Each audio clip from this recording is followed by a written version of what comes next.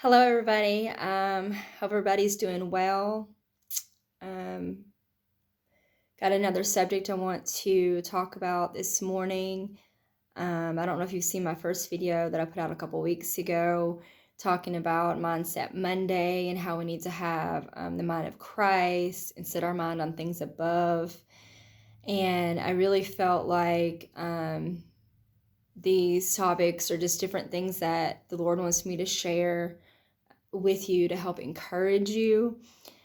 So I've kind of been focused on this one for a couple of weeks, just through things that have gone on in my own life. And so I just want to share with you today. If you haven't gotten a chance, please go back and watch that first one because it'll kind of tie in with what I'm going to talk about today.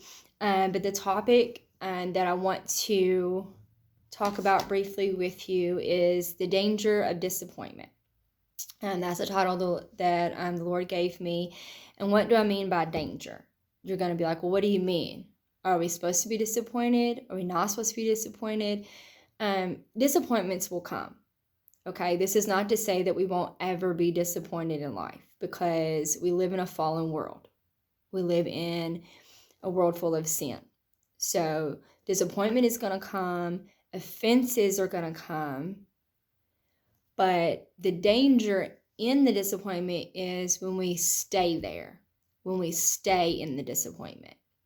Okay, and we let it saturate our spirits, we begin to think on it, and we begin to dwell on it. Okay, so just to share a couple of things, excuse me. So when I began to look this up, so disappointment, what is that? Okay, so if you look up the definition of disappointment, it says sadness or displeasure caused by the non-fulfillment of one's expectations. Okay, so we're sad because our expectations were not fulfilled. And Proverbs 13:12 tells us hope deferred makes a heart sick. Meaning that thing that we hoped for, that expectation that we had, didn't happen or hasn't happened yet. So that causes us to be sad. That causes our heart to grieve sometimes. And in that can cause sickness to set in because we're thinking on that, we're dwelling on that, and we're keeping it there. We're constantly remembering it. We're constantly bringing it up. And that becomes like the sole focus of our day or our week. And from that, anger might set in, hurt, bitterness might set in. We dwell there, and then that opens something up in us to be easily offended by things, all from that disappointment. Okay, so sadness or displeasure because my expectations were not fulfilled. So what I have found in my life, because this is something that I dealt with a lot, I was easily disappointed. I was easily let down because people didn't do what I wanted. They didn't agree with me. And it led me to really think that I was insignificant or I was unimportant or my opinion didn't matter, which led to a whole lot of other inner issues that I had to deal with, even into adulthood, that caused me to be easily offended. Because anytime I would say something, I remember those other times that I was disappointed and would remember those, and it brought a whole lot of other things on. So I have found two very important questions to ask when dealing with disappointment, when facing that disappointment in your life. Okay. Number one, why was I disappointed? What happened that caused me to be disappointed? Number two, who or what were my expectations in? Okay. Very important. So, what were my expectations? What did I put my expectation in? What did I put my hope in? See, if I'm putting my hope in people, if I'm putting my expectations in people, people are going to let you down. People are going to disappoint you. Okay? Because let's be honest, we think that everybody should think like us. Like everybody should think like me. Everybody should care as much as I care. And so when they don't, and they don't react the way that you would have, or the way that you would have liked them to, then you're disappointed. We're disappointed. We're sad. We're upset. We're disappointed. That leads to possibly later on trust issues, because every time that I put my hope in somebody, they let me down. So who was your expectation in? Okay. Another example.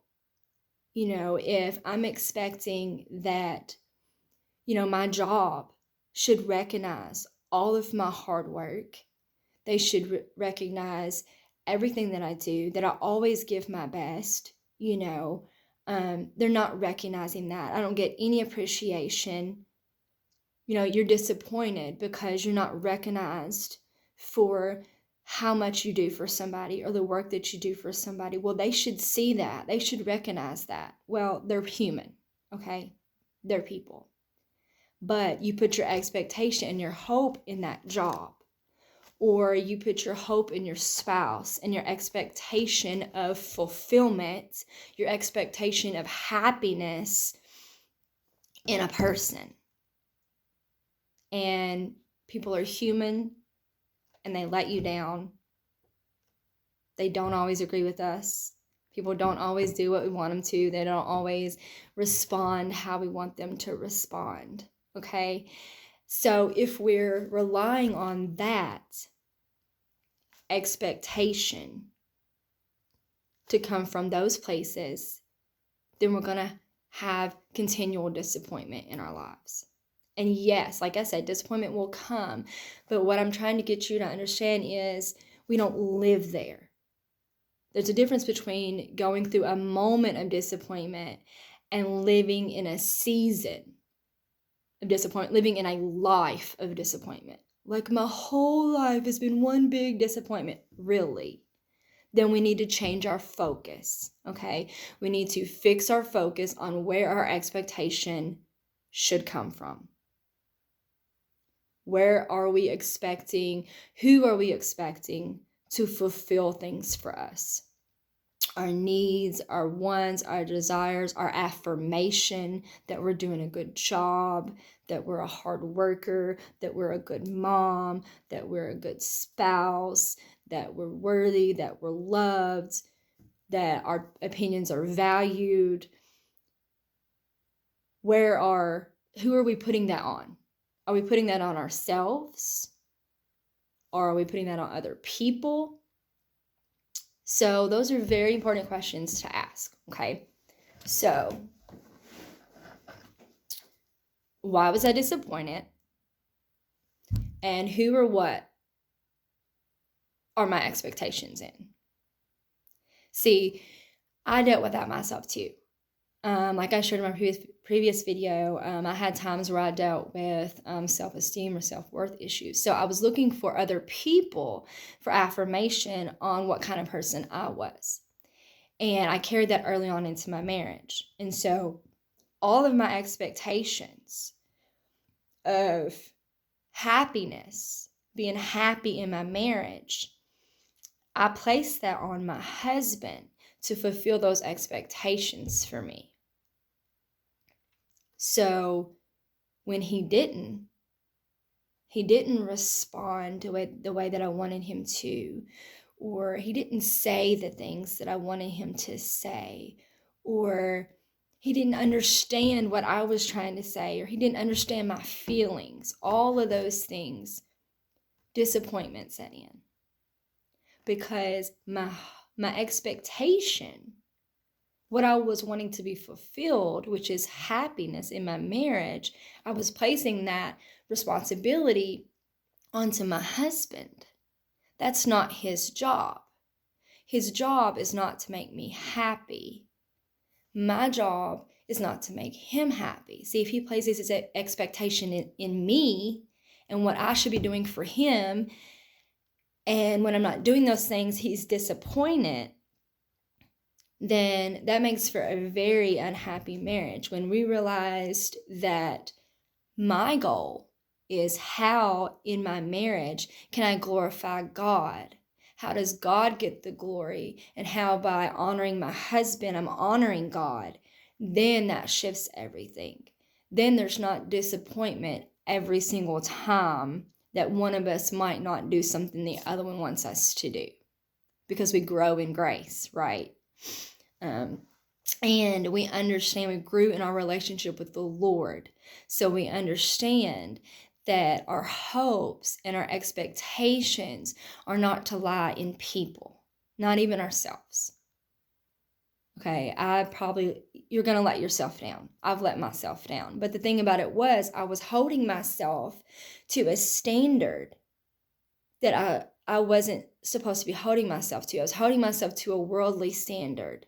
The world says, if you're a good mom, you do these things. If you're a good wife, you do these things. If you're a good daughter, you do these things. That's what the world says. And it determines, how you do in your job and how you do in your school. And here's what the world says is expected. Here's how people should treat you. And here's what people should say to you. And when that doesn't happen, then you're disappointed. But in those disappointments, we can't stay there. We can't allow that to take roots, to grow into something deeper and more hurtful in our lives that hurts our relationships. Those are moments for us to press into the Lord and take those disappointments and take those frustrations to God. And it's in Him ultimately where our expectations should lie. Because, to be honest, is going to help some of you. The only person in your life that will never, ever disappoint you is Jesus. Jesus never disappoints.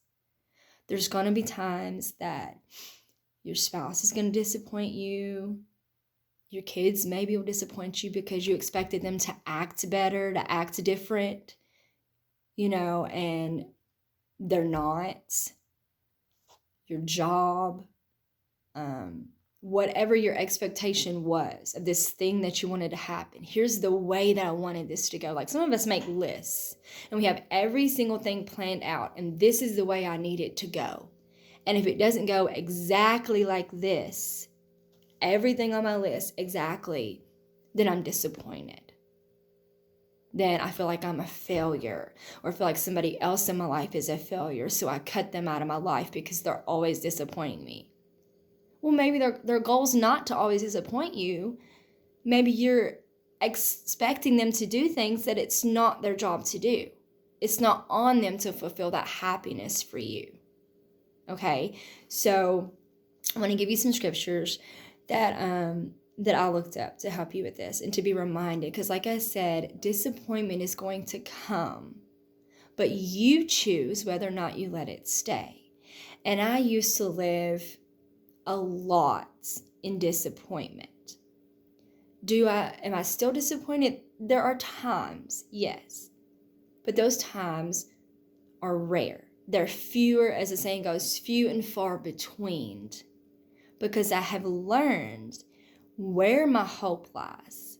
I have learned where my expectations should be and in who my expectations should be in. Who am I to hope in? I'm not to hope in man. I'm not to hope in my finances or my bank account. I'm not to put hope in my job. I'm not to put hope in my government. That helps some of you out right there, okay?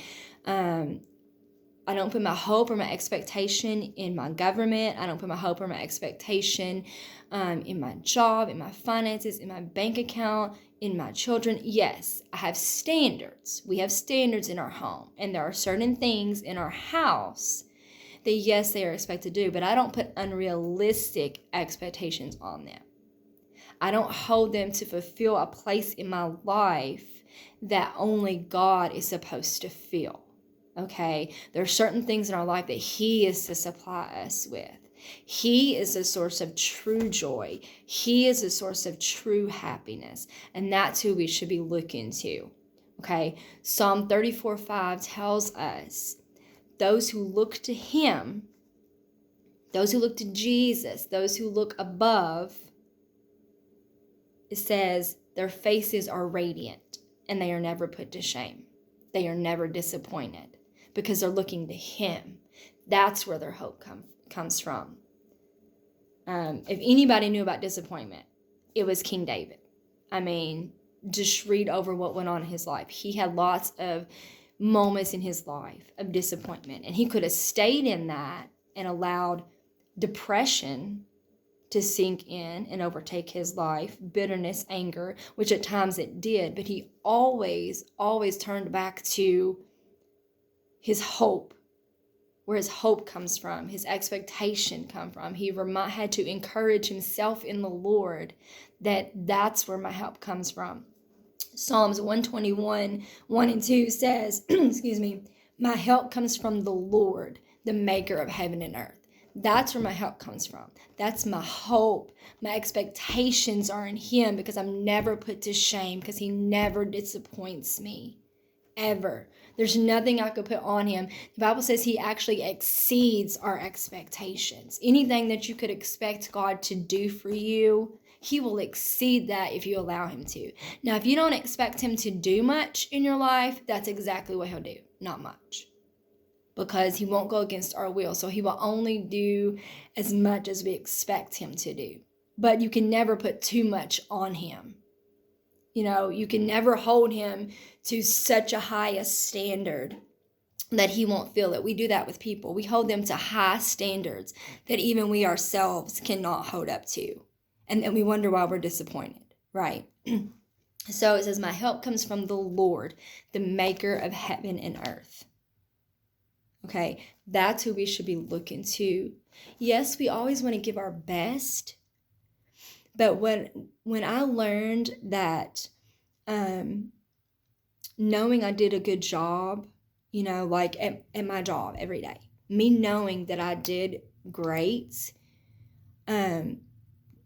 was not dependent on whether or not I was recognized for it.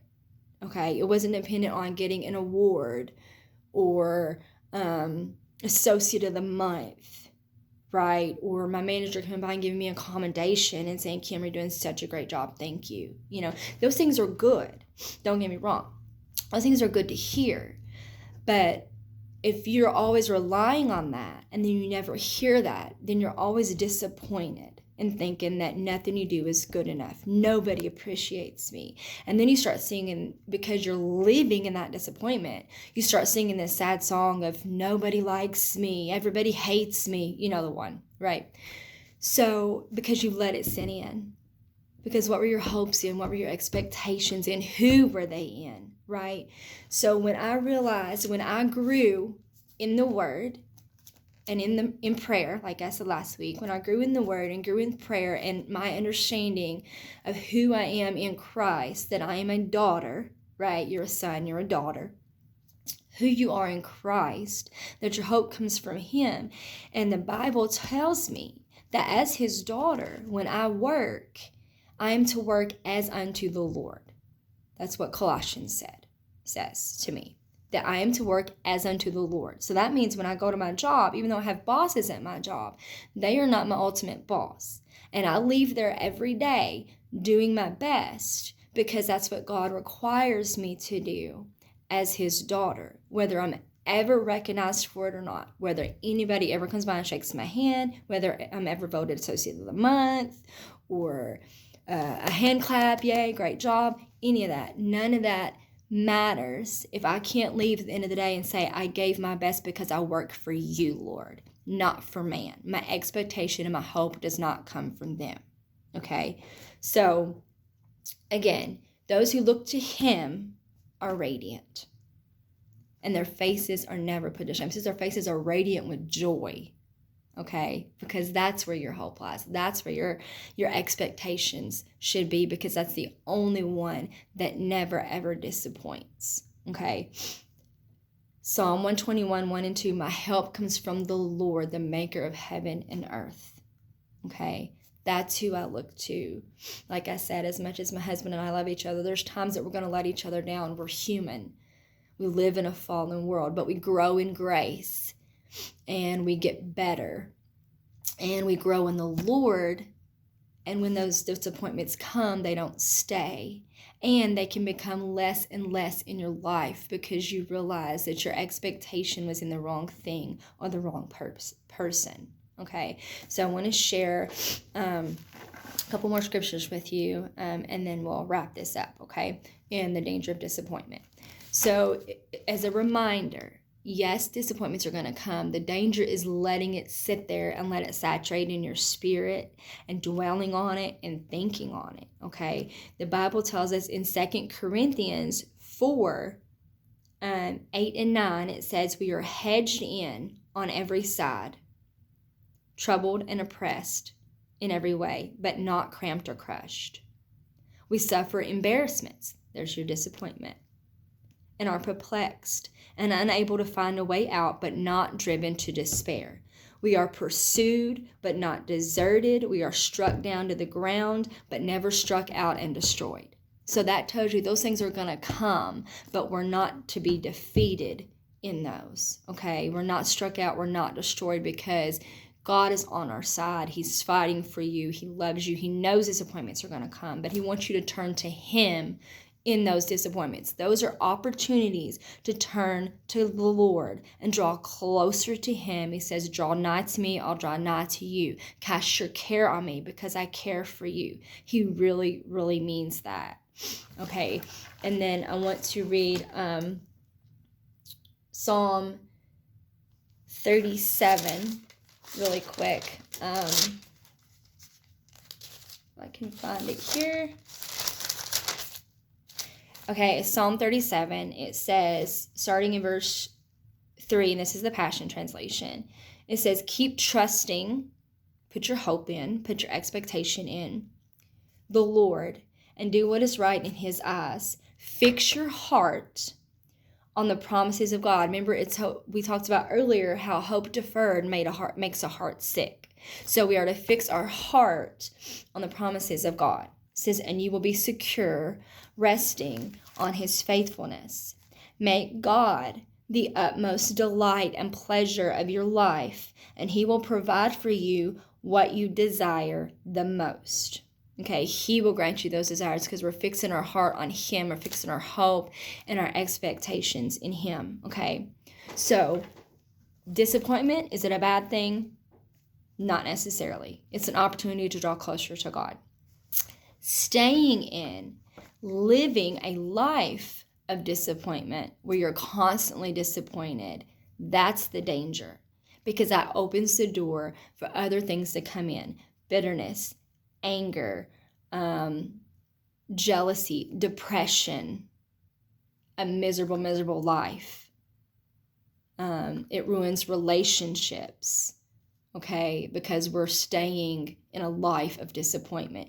So draw close to God. Remember, fix your heart, set your mind on things above, not on things of the earth. Okay, place your hope in him, your expectation in him, because Jesus never, ever disappoints you. Okay, so just remember that as you walk through your week and maybe you face some disappointments. And remember, ask yourself, why was I disappointed? And who or what was my expectation in? And how can I use this as an opportunity to grow in grace and from glory to glory and faith to faith in the Lord? Love you guys. Be blessed.